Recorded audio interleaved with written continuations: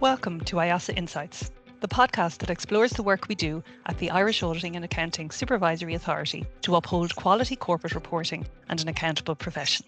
I'm Eileen Townsend, Head of Standards Policy and Organisational Development here at IAASA. Today, we'll be focusing on IAASA's role in the quality assurance review of the auditors of public interest entities. This week, IAASA published its 2024 quality assurance reports on 7 audit firms. And so joining us today to explain the content of these reports and more is Lisa Campbell, Head of Operations at IAASA. Welcome, Lisa. Hi, Eileen. It's great to be here. So let's start by having you explain why these firms are under IAASA's supervision. Yeah, so these firms are under our direct supervision because they audit entities which are known as public interest entities. We call those PIs for short. So a PI is defined as entities that are either listed on the stock exchange, they're a credit institution, or they're an insurance undertaking.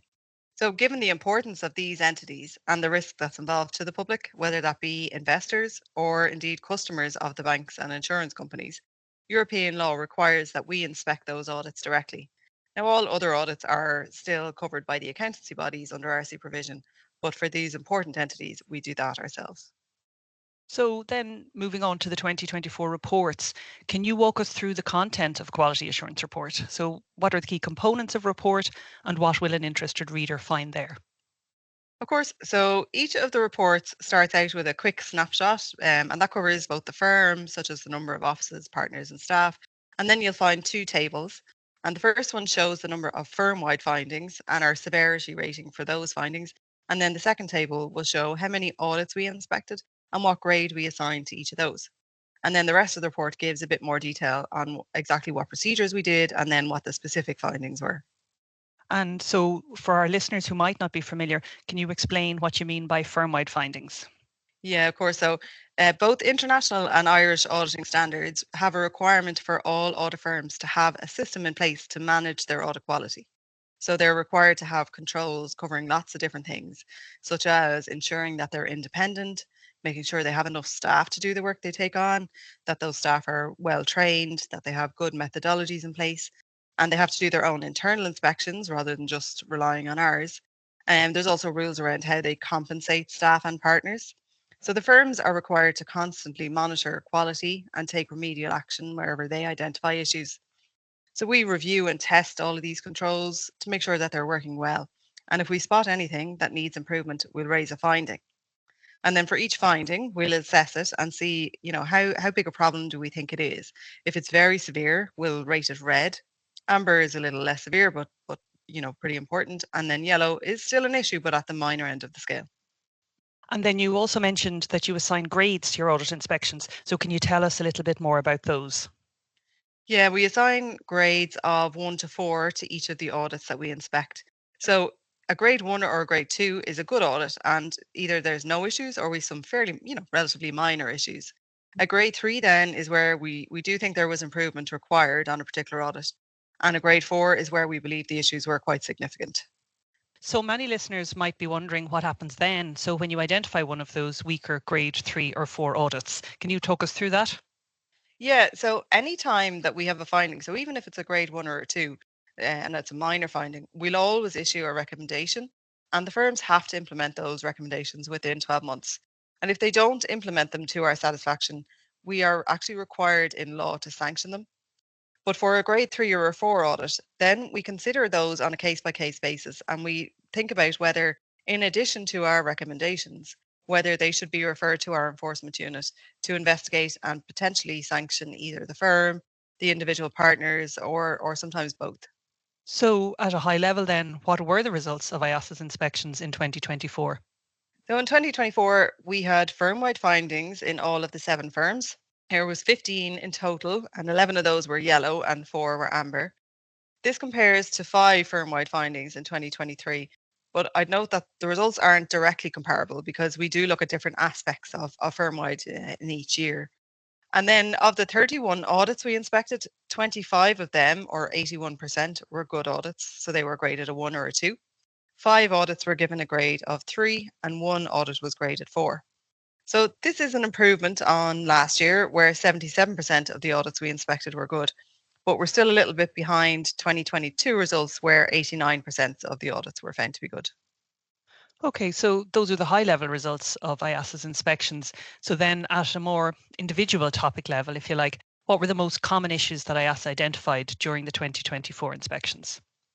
So maybe I'll start by saying that we pick particular focus areas in our inspections each year. So that might be due to, new standards or a particular risk that we see, or sometimes we might pick areas that wouldn't typically be seen as high risk, but we want to be unpredictable, I guess. So we focus on particular areas.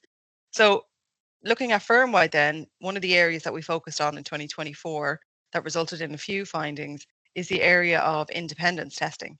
So audit firms have really robust requirements for staff and partners to record all of their financial interests. And the reason they have to do that is that if staff or partners have a financial interest in an audit client, that could compromise or be perceived to compromise their independence. So the firms all have quite strict rules on how quickly those changes in financial interests must be reported. And they do their own testing, and it's quite extensive on this part of their firm-wide controls. So what we found in 2024 was that the error rate the firms identified in their own testing were higher than we would deem acceptable. Now, looking at the audits, there's less commonality on the findings in 2024, but one common area that I'll mention, and again, this was an area that was a focus for us in 2024, was in relation to financial statement reviews. So this relates to deficiencies in the amount of audit evidence obtained on the information in the financial statement notes largely. So accounting standards have requirements for certain disclosures in the notes, and the auditors are required in the auditing standards to get evidence in relation to them. So it is an area that we believe is very important, and it cropped up a few times this year.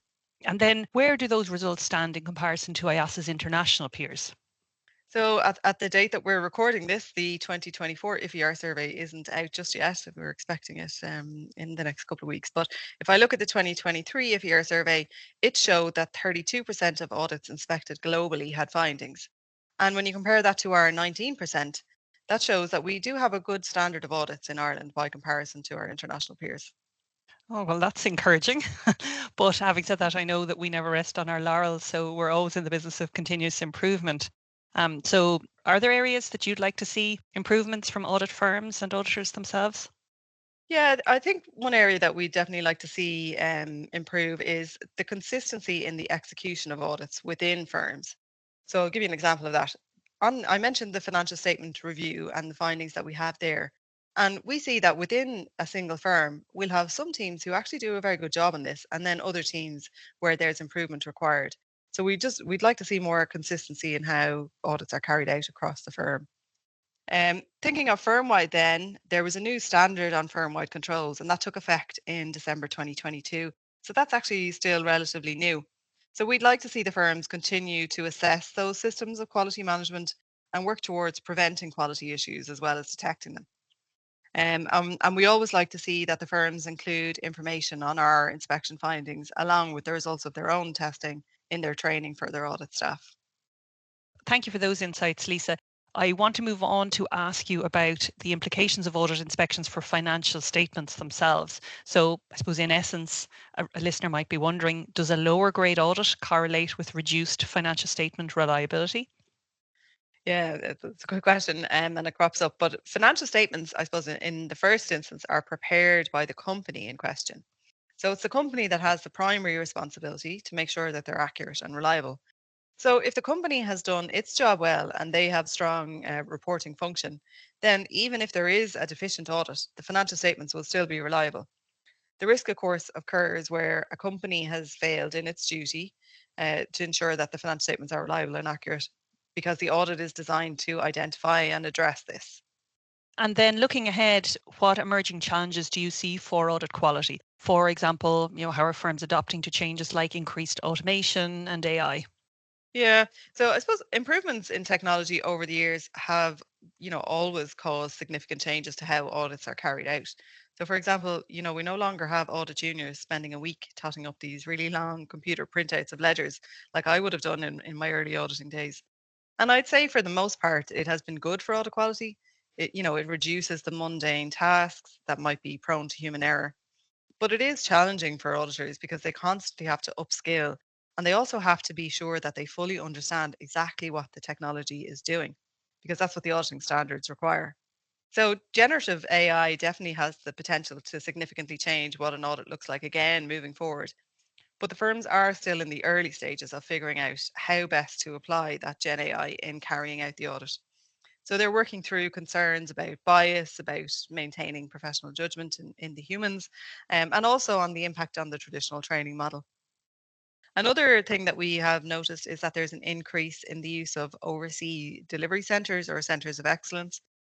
And they can be beneficial because they can remove admin work from the engagement teams, or they can centralize expertise and make those available to a wider audience. But the firms do need to ensure that the staff in those centres have the appropriate level of skills and training and that they comply with all of the ethical requirements. And the last thing maybe I'd mention is that the attractiveness of the audit profession is a challenge. So we're seeing that there are challenges in not so much in recruitment, but certainly in retention of the best candidates, and being able to communicate why audit quality is important and why the work of the auditors is important, and that it is quite rewarding as a career. Great. Okay. So, Lisa, throughout the podcast, you've mentioned the importance of or IAASA's focus on audit quality. So, here's your final question. Give me 3 words that for you sum up great audit quality. I think the three words that come to mind are independent, transparent, and challenge.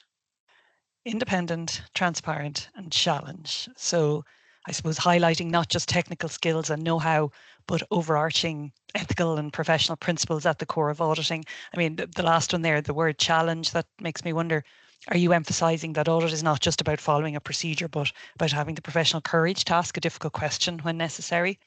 Yeah, exactly. Yeah. So, it's a core part of the value of an audit is just that additional layer of consideration or, challenging management. And that'll just squeeze out any errors or bias that might exist. And they can be unintentional. And we have seen that, we see evidence of this when we look at the corrected misstatements that have been detected by audit teams. So that's it's the core of the value of audit. Okay, great. Lisa, thank you very much for sharing your insights with us today. For any listeners who want to check out the 2024 Quality Assurance Reports or indeed learn more about IAASA's role in audit oversight, please do visit our website at iasa.ie, where you can download the reports and access other resources of interest. Thank you for tuning in to IAASA Insights today, and we look forward to having you back for our next episode.